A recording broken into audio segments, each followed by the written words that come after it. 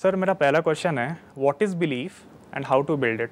Like मेरे age group में खास करके 20s to 30s का जो ये एज ग्रुप है, काफ़ी लोग ऐसे हैं जिन्हें पता होता है काफ़ी सारी चीज़ें कि ये करनी है या ये चीज़ करनी चाहिए, लेकिन उन्हें वो चीज़ मानते नहीं है। They know it but they don't believe on it. For example sir आपके ये सेशन से हमने कई बार सुना आसान है, मतलब कोई भी चीज़ हम कर रहे हैं तो that is easy to do, we know these things कि आसान है। या फिर किसी वैसे से एडवाइस नहीं लेना चाहिए जिन्हें उस पर्टिकुलर टॉपिक में कोई एक्सपीरियंस या फिर कोई नॉलेज ना हो, लेकिन फिर भी हम वो चीज़ करते हैं। पता है हमें, we know it but we don't believe on it. How to develop this belief sir? पहले तो ये समझना होगा, मैं कभी भी ये नहीं कहता कि सब कुछ आसान है। मैं ये कहता हूँ कि अगर आप मानते हैं कि सब कुछ आसान है तो धीरे धीरे आपके लिए सब कुछ आसान होता चला जाता है।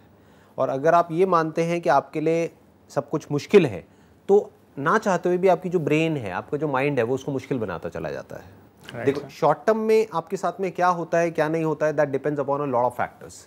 बट लॉन्ग टर्म में जो आपके साथ में होता है दैट डिपेंड्स अपॉन कि आप डीप विद इन क्या मानते हो या क्या चाहते हो कि मेरी लाइफ कैसी होनी चाहिए। तो ऑटोमेटिकली जो आप चाहते हो उसी के अकॉर्डिंग आपके एक्शंस होते हैं। अगर ये मानते हो और ये चाहते हो कि मेरी ज़िंदगी बहुत ही आसान होनी चाहिए तो ऑटोमेटिकली आपका जो माइंड है वो इस तरह के पैटर्न्स बनाएगा आपके लिए, इस तरह के पाथ ढूंढेगा, इस तरह की जॉब ढूंढेगा, इस तरह के बिजनेसेस ढूंढेगा, इस तरह का काम ढूंढेगा, इस तरह की रिलेशनशिप में आप जाओगे, इस तरह से अपनी हेल्थ को मेंटेन करोगे कि सब कुछ आपके लिए आसान ही होता चला जाएगा। मतलब सबसे आसान रास्ता आप निकाल लोगे। तो सर ये चीज़ें तो ठीक है, मेरा इसमें था कि जो बिलीफ हम लोग बोलते हैं, belief is nothing but according to me belief is nothing but knowledge plus experience of something that combines and becomes belief. तो सर नॉलेज तो हमें काफ़ी सारे सोर्सेज से मिल जाते हैं, आपके वीडियोस हो गए हैं, बुक्स हो गए। इसको यहीं पे रोकते हैं। आप कह रहे हो knowledge plus experience is equal to belief. जो yes sir, up to a certain extent yes that is true but not really, क्योंकि हो सकता है हमारी नॉलेज कुछ और हमको कहती है और हमारा एक्सपीरियंस हमको कुछ और कहता है, लेकिन हम मानते कुछ और है। फॉर एग्जाम्पल, मैं किसी का नाम नहीं लूँगा बट कोई पर्टिकुलर किसी रिलीजियस बैकग्राउंड से है जिसकी नॉलेज क्या कहती है कि ये जो बुक में लिखा हुआ है सही है, वही सच है। एक्सपीरियंस क्या कहता है, उसने अपने घर वालों को सबको वही करते हुए देखा है, बट वो एथिस्ट है, वो कहता है ये सब बकवास है, मैं नहीं मानता। तो क्या हुआ, उसका जो बिलीफ है दैट इज़ डिफरेंट फ्रॉम जो भी उसने नॉलेज एक्वायर करी, बचपन से उसने कुछ एक्सपीरियंस किया, उससे बिल्कुल एक अलग बिलीफ उसका पैदा हो गया थ्रू क्वेश्चनिंग। तो सर अभी आपने जैसे बोला कि questioning is above knowledge and experience, question उससे ऊपर है। Questioning is intelligence. मैं ये नहीं कहूँगा questioning is intelligence, questioning is the beginning of intelligence. Sir जब हम उस फेज़ में जाते हैं, जब हम क्वेश्चंस करने लगते हैं हर चीज़ के बारे में, हमारे आसपास जो भी है, तो एक लेयर बाय लेयर हम नीचे चले जाते हैं उस पर्टिकुलर मैटर में, उस पर्टिकुलर थॉट्स में या जो भी है। तो सर वहाँ पर जाकर हमें जो आंसर्स मिल रहे हैं हमारे क्वेश्चंस के, वो सही है या नहीं, ये कैसे पता चलेगा सर? वेरी गुड क्वेश्चन कि ये कैसे पता लगेगा कि वो आंसर जो मिला हमको क्वेश्चनिंग से, क्योंकि क्वेश्चनिंग तो एक स्टैंड पॉइंट से ही होगी ना। Right sir. और आप अपनी नॉलेज और एक्सपीरियंस के बियॉन्ड क्वेश्चन करोगे कैसे? Right sir. In fact sir that is a big challenge. Answers भी जब खोजते हैं हम, तो इनिशियली हम सर्च स्टार्ट करते हैं अपने ही स्टैंड पॉइंट से। राइट। अगर हमें किसी चीज़ के बारे में जानना है तो हम वही चीज़ उसके बारे में खोज पाएंगे शुरू में, जो चीज़ हम उसके बारे में मानते हैं या जानते हैं। जो चीज़ पता ही नहीं सर, वो फिर कैसे तो स्टार्ट देखो, होगा? क्वेश्चनिंग दो तरीके से होती है। एक होती है जैसे ज़्यादातर लोग करते हैं, वो अगर क्वेश्चन करते भी हैं तो ऊपर ऊपर लेवल से करते हैं, वो बस अपने पॉइंट को प्रूव करने के लिए क्वेश्चन करते हैं। जैसे मेरे से यहाँ पर बैठ करके ज़्यादातर लोग जो मेरे से क्वेश्चंस पूछते हैं, चाहे यहाँ पर बैठ करके चाहे ऑडियंस में, जो भी क्वेश्चंस पूछते हैं वो इसलिए नहीं पूछते हैं कि उनको अपने क्वेश्चन का आंसर चाहिए या उनको एक्चुअल में आंसर चाहिए। उनको सिर्फ एक वैलिडेशन चाहिए कि जो मैं सोच रहा हूँ ये भी वैसा ही सोच रहा है, कि अरे आप भी बिल्कुल उसी तरह से सोचते हो जैसे मैं सोचता हूँ। तो वो अपने पॉइंट को प्रूव करने के लिए क्वेश्चन पूछ रहे हैं। वो बेसिकली ये चाह रहे हैं कि वो जो भी क्वेश्चन पूछ रहे हैं कि मेरे पेरेंट्स ऐसा करते हैं, वैसा करते हैं, वैसा करते हैं, तो मैं उसमें एग्री हो जाऊँ उसके पॉइंट पे। मैं कहूँ हाँ हाँ हाँ तुम बिल्कुल ठीक सोच रहे हो, बिल्कुल ठीक। बाद में वो दिखा सके, देखो सर ने बोला है। तो वो जो क्वेश्चन पूछ रहे हैं उसके पीछे एक एजेंडा है, उसके पीछे एक मोटिव है। That is not intelligence. वो तो ऊपर ऊपर लेवल से लग रहा है क्वेश्चनिंग है, क्वेश्चनिंग का रूट पकड़ा है, लेकिन वो रूट बेसिकली वहीं तक पहुंचने के लिए है जो उसका एग्जिस्टिंग बिलीफ सिस्टम है। तो बिलीफ चेंज कैसे होगा? चेंज तो होगा ही नहीं।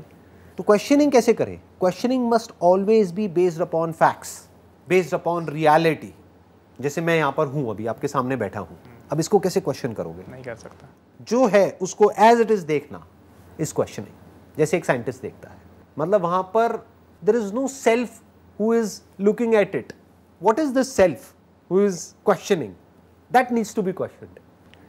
That self is basically nothing but the accumulation of knowledge, experience, memories, desires, fears, जो भी आपके इमोशंस है, आपकी फीलिंग्स है, दैट इज द सेल्फ। अगर उस सेल्फ के थ्रू आप देखोगे तो उसी सेल्फ को वैलिडेट करोगे, वो सेल्फ वही देखेगा जो वो देखना चाहता है डीप विद इन। बट अगर आप क्वेश्चनिंग कर रहे हो to reach to the truth, not your truth और my truth, the actual truth, तो वहां पर आगे क्वेश्चनिंग करने के लिए कुछ बचता नहीं है। यहां पर एक कप नहीं है, 2 कप है। इस कप के अंदर कोई बियर नहीं है, अल्कोहल नहीं है, हर्बल टी है। पी के देखना, देखना एक बार पी करके चेक करना क्या है ये। Herbal tea. हर्बल टी है। Yes sir. तो आप ये किस बेस पे बता पाए कि हर्बल टी है? इसके प्रॉपर्टीज के बेस पे। 2 वजह हो सकती है, या तो आप दारू बहुत पीते हो तो आपने टेस्ट करा और बताया कि दारू नहीं है, दारू नहीं है, या फिर आप हर्बल टी पीते हो और उसके बेस पे आपने बोला कि हर्बल टी है। राइट। तो क्या इसको क्वेश्चन किया जा सकता है कि यहाँ पे 2 कप पड़े हुए हैं और उसके अंदर हर्बल टी है?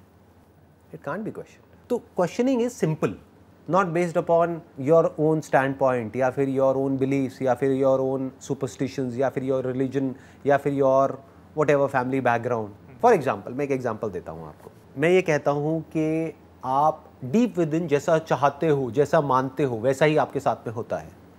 इस बात को आप प्रूव कैसे करोगे? क्या मैं सही कह रहा हूँ या ये मेरा अपना एक स्टैंड पॉइंट है? क्या ये रियलिटी है या एक थॉट है मेरा अपना? कि जैसा हम डीप विद इन मानते हैं उसी तरह से बायोलॉजिकली, साइकोलॉजिकली उसी तरह से हम एक्ट करने लग जाते हैं। यानी जो मानता है कि मेरी ज़िंदगी बेकार है तो उसकी ज़िंदगी आज नहीं तो कल बेकार हो जाती है। जो कहता है कि मेरी ज़िंदगी अच्छी है तो उसकी ज़िंदगी अच्छी होने लग जाती है। अब ये छोटी बात नहीं है, ये बहुत बड़ी बात है। तो इसको कैसे समझा जाए? ऐसी बहुत सारी साइंटिफिक रिसर्चेस हैं जिसको आप पढ़ सकते हो, जिसको आप स्टडी कर सकते हो, जो कोई इल्यूजन नहीं है, जिसमें एक एक चीज़ को मेजर किया गया है। जैसे एक स्टडी हुई थी बड़ी इंटरेस्टिंग, उसमें क्या किया, कुछ साइकोलॉजिस्ट ने इकट्ठे होकर के एक ग्रुप को आइडेंटिफाई किया, group of women who were working in a hotel.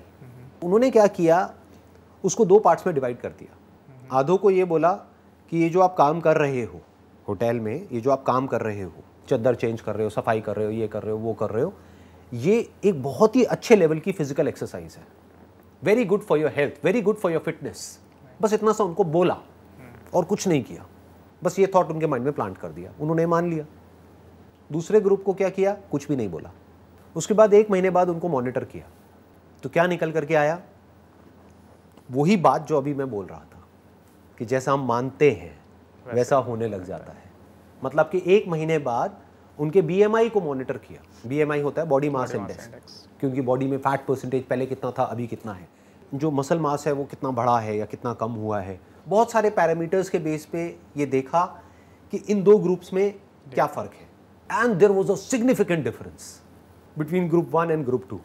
यानी कि जिन्होंने मान लिया कि ये जो मैं कर रही हूँ वो एक एक्सरसाइज है, उनकी बॉडी ने वैसे ही रिस्पॉन्ड करना शुरू कर दिया, उनकी फैट परसेंटेज कम हो गई, उनका मसल मास बढ़ गया। और दूसरे ग्रुप में ऐसा कुछ भी नहीं हुआ। किया क्या दोनों ने 1 महीने तक? सेम वही काम किया। तो बायोलॉजी को ओवर रूल कर दिया किसने? एक थॉट ने, एक बिलीफ ने। इतनी पावर होती है एक बिलीफ में। अब सवाल उठता है ये बिलीफ बनता कैसे है?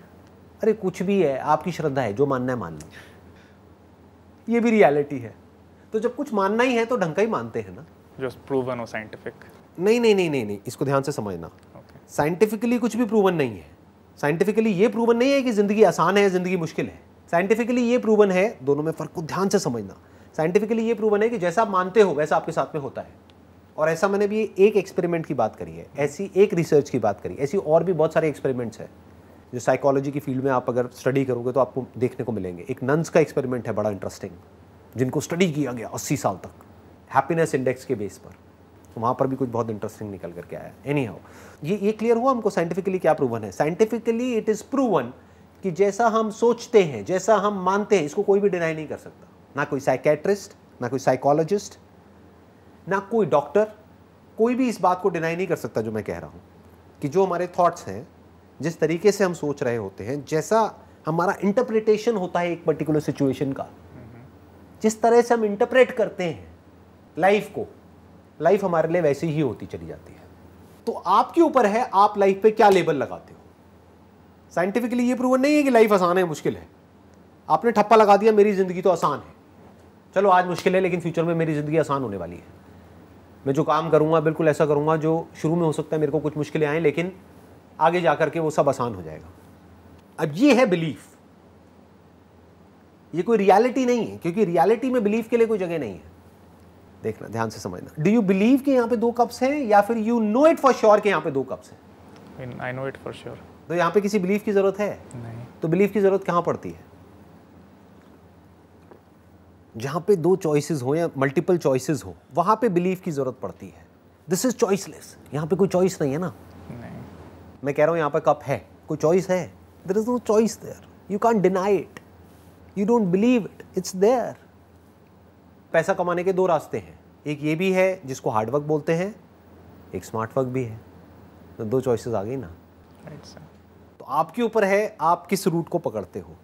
Do you believe deep within that earning money is hard, so it's going to be hard for you? Do you believe earning money is easy और it's simple? Can be fun. Can be fun. I can enjoy not just the money that I'll get, but also the process of making money, of spending money, of multiplying money. Money is basically like a game. क्या मानते हो इन दोनों में से? जो मानोगे वैसा ही आपके साथ होने लग जाएगा। और दोनों तरह के लोग आपको दुनिया में देखने को मिलेंगे, क्योंकि पैसा कमाना कुछ लोगों के लिए बहुत मुश्किल है, कुछ के लिए बहुत ही आसान है, और दोनों ही सच है। दोनों ही अपने अपने स्टैंड पॉइंट से सच है। तो स्टैंड पॉइंट आ गया ना। अब आपको चूज करना पड़ेगा कि मेरे को दोनों में से क्या चूज करना है। यहाँ पे बिलीफ की जरूरत है, क्योंकि दोनों ही रियलिटी है, या ये कह लो रियलिटी के 2 एस्पेक्ट्स हैं। तो कोशिश करो ये जो बिलीफ है ये आपके लिए कोई और क्रिएट ना करे, क्योंकि वहाँ फंस जाओगे। क्योंकि अगर आपके पेरेंट्स ने या आपकी फैमिली जो भी आपका बैकग्राउंड है उसने, या फिर आपके फ्रेंड सर्कल ने, उन सब ने मिल करके ये बिलीफ आपके लिए क्रिएट कर दिया, तो वो क्या क्रिएट करेंगे? वो आपको क्या कहेंगे कि दुनिया कैसी है, जैसी उनके लिए है। मान लो उनके लिए बहुत मुश्किल है, तो आपके लिए कैसी हो जाएगी? मुश्किल हो जाएगी। Belief is based upon questioning. तो क्वेश्चनिंग से हम कहां तक पहुंचे कि जिंदगी ना तो मुश्किल है ना आसान है, दोनों ही है, लेकिन क्या मानना है? क्या चूज? दोनों तरह के लोग हैं दुनिया में देखने को मिलेंगे। चुन लो क्या चुनना है। चुन लो जो चुनना है, आपके ऊपर है। Right sir. जैसा मानोगे वैसे ही आपके साथ में होगा। सेकंड क्वेश्चन है सर, एक और काफ़ी पॉपुलर चीज़ है, आपके भी सेशंस में हमने कई बार देखा, ऐसे भी हम देखते हैं, पैशन। लोग बोलते हैं अपना पैशन खोजो, उसके हिसाब से काम करो, ताकि लाइफ मतलब तुम्हें पसंद आए वो काम जो तुम कर रहे हो, और तुम्हारे लिए काम बर्डन ना हो। लेकिन सर अगर पैशन के हम डेफिनेशन में जाएं, अगर हम क्वेश्चनिंग स्टार्ट करते हैं कि what is passion, passion word क्या है, और अगर खोजते हैं तो पता चलता है किसी काम को करने के लिए जब हम बहुत ज़्यादा एक्साइटेड या बहुत ज़्यादा एनर्जेटिक होते हैं, उस स्टेट को पैशन कहा जाता है उस काम के लिए। तो सर ये परमानेंट तो नहीं है, क्योंकि कुछ लोगों के साथ ऐसा भी होता है, आज मेरा पैशन ये है, आज कुछ टाइम के बाद जब इसमें मैंने कर लिया सारी चीज़ें या नहीं कर पाया, what ever the situation, passion change हो जाता है सर। तो पैशन फाइंडिंग का फिर मतलब क्या एग्जिस्टेंस क्या रह जाता है सर? पैशन टाइम के साथ साथ चेंज होता है। जैसे बचपन में आपका पैशन कुछ और था, यस सर, अभी कुछ और है, कुछ और है, जब और कुछ टाइम बाद कुछ और हो जाएगा। सकता है। तो नंबर 1 पैशन चेंज होता रहता है। हमने अपने पैशन के बेस पे अपना प्रोफेशन चूज किया, now we are no more passionate about it, but क्योंकि अब वो हमारा प्रोफेशन बन चुका है तो पैसा तो आ ही रहा है ना वहाँ से, तो वी आर पैशनेट अबाउट कि जो हमको उस काम को करने से मिल रहा है। फॉर एग्जाम्पल कोई बंदा है, उसका पैशन है एक्टिंग, तो उसने शुरू किया कहाँ से? थिएटर से। तब तक उसको बड़ा मज़ा आ रहा था, फिर वो चला गया बॉलीवुड में। अब उसको कुछ ऐसे रोल्स करने पड़ रहे हैं जिसको करने में उसको मज़ा नहीं आ रहा है। क्यों? क्योंकि मज़ा अब कैसे आता है ये भी समझना पड़ेगा।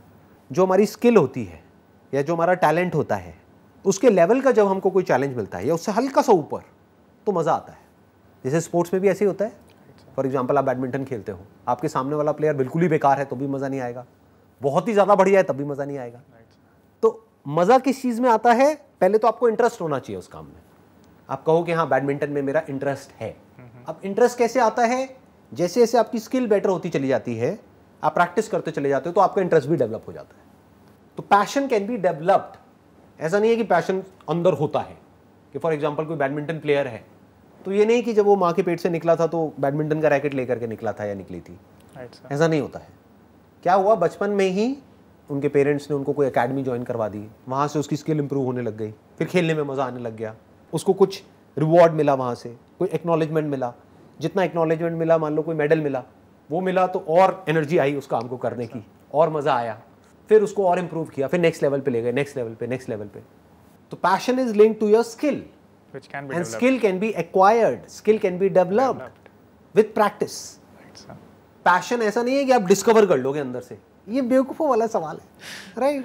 जो ज़्यादातर लोग मेरे से पूछते हैं, इट्स फनी एक्चुअली, क्या जवाब दूँ?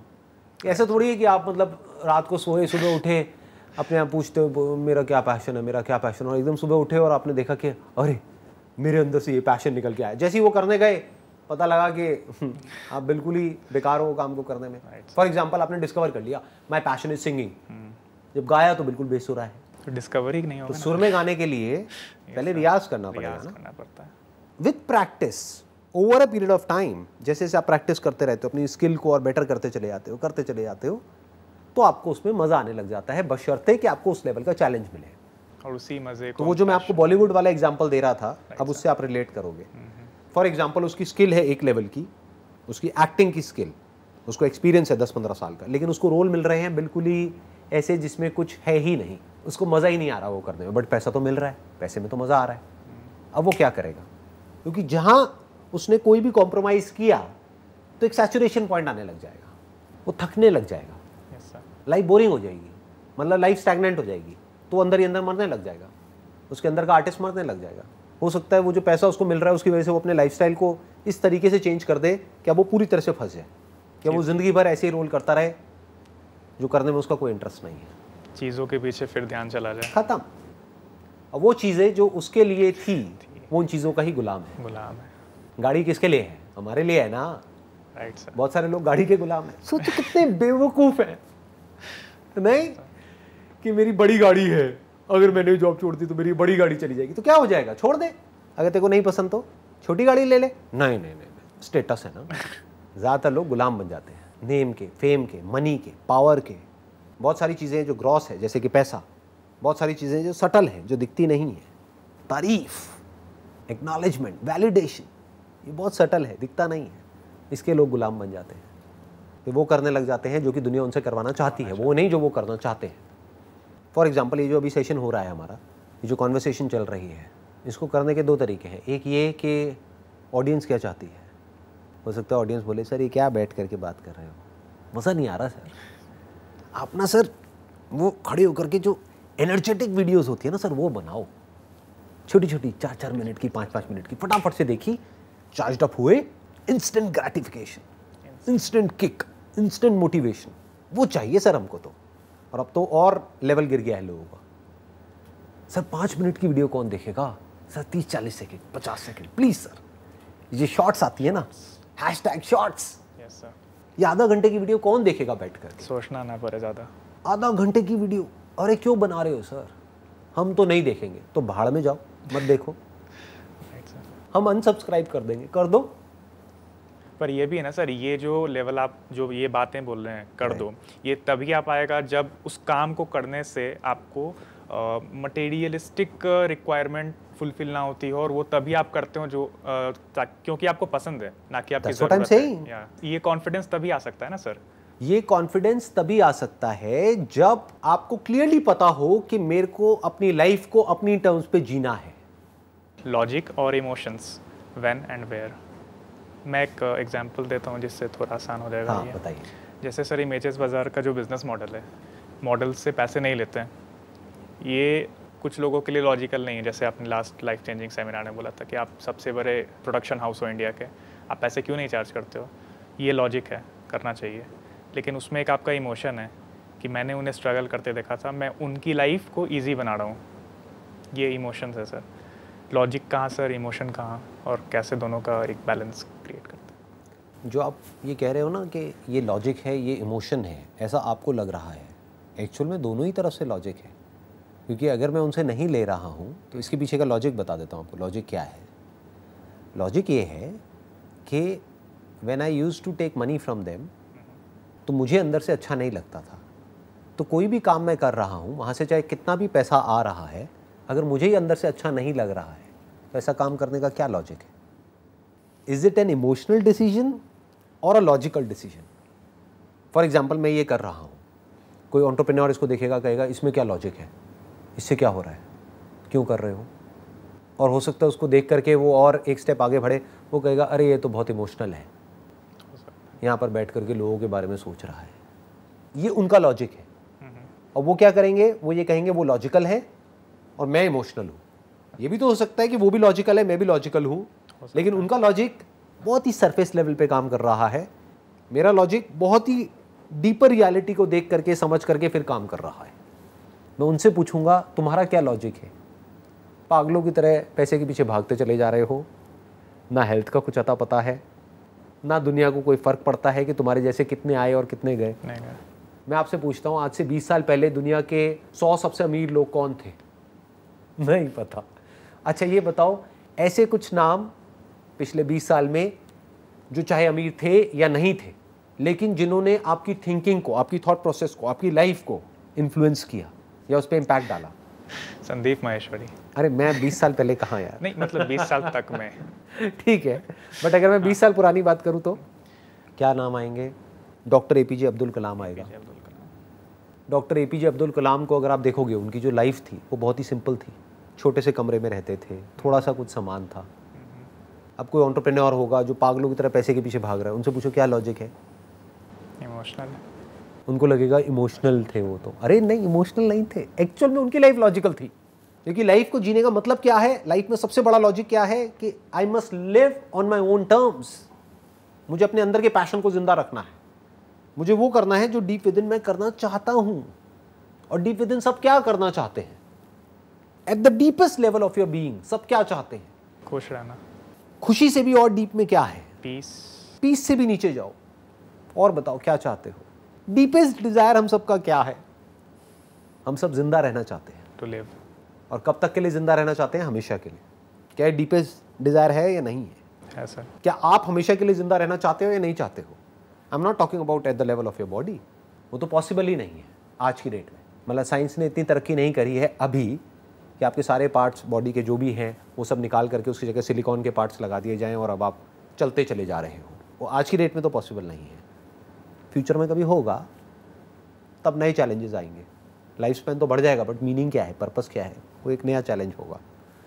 एनी हाउ, तो deep within we all want to be eternal, we all want to be free from time, we all want to be free from all limitations. वो कैसे possible है? वो ऐसे ही possible है ये जो अभी मैं कर रहा हूं। जब तक ये प्लैनेट रहेगा तब तक मैं रहूंगा।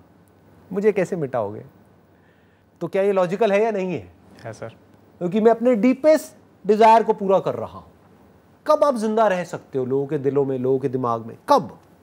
जब एक्चुअल में दिल से आप कुछ शेयर कर रहे हो। तो क्या लॉजिकल है या नहीं है? इसमें इमोशंस कहाँ हैं? लॉजिकल है। इमोशंस का रोल कहाँ पर आता है? रिलेशनशिप में आ जाता है। क्या वहाँ भी सारे डिसीजंस लॉजिकल होने चाहिए? वहाँ पे इनिशियली जब आप एक रिलेशनशिप में जाते हो तब लॉजिकल होना चाहिए, तब इमोशनल नहीं होना चाहिए। राइट। बट एक बार आप किसी के साथ एक कमिटेड रिलेशनशिप में चले जाते हो तब वहाँ पर इमोशंस का बहुत बड़ा रोल है। इमोशंस मतलब क्या? You need to feel what they are feeling. वो अगर दुखी है तो आप भी फील कर रहे हो। आप दुखी नहीं हो रहे हो but you can feel it. वो खुश है तो आप भी खुश हो, यू कैन फील इट। लोग इस डिटैचमेंट वर्ड, ये जो होता है ना, जो स्पिरिचुअलिटी में बहुत लोग यूज करते हैं, इसका मतलब ही नहीं समझ पाएंगे। डिटैचमेंट का मतलब क्या समझते हैं कि डिटैच हो जाओ और हमारे अंदर कोई इमोशंस ना हो, कोई फीलिंग्स ना हो। अरे भाई, आप एक सोशियोपैथ बन जाओगे। आप फील ही नहीं कर पाओगे सामने वाला क्या फील कर रहा है। कुछ भी करने लग जाओगे, कुछ भी सोच करके, based upon your own belief system, और सामने वाला चाहे सफ़र कर रहा है, आप फील ही नहीं कर पाओगे। तो मैं कहूँगा फीलिंग्स और इमोशंस बहुत ज़रूरी है, but it must be back by logic. तो दोनों की अपनी अपनी जगह है, आइदर और नहीं बोल सकते। एक बैलेंस दोनों में होना चाहिए। दोनों की अपनी अपनी जगह है, सही जगह पे दोनों को रख दो तो लाइफ बढ़िया चलती है। आई होप आपके जितने भी क्वेश्चंस थे उसके आंसर्स आपको मिल गए हैं। Yes sir. चलिए, it was pleasure talking to you. Same here sir. And thank you so much for coming.